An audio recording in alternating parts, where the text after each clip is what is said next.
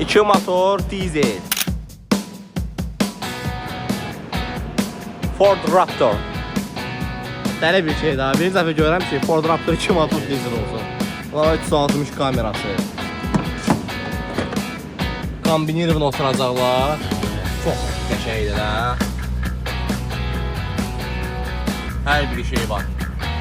Hər bir şey var. Ne var?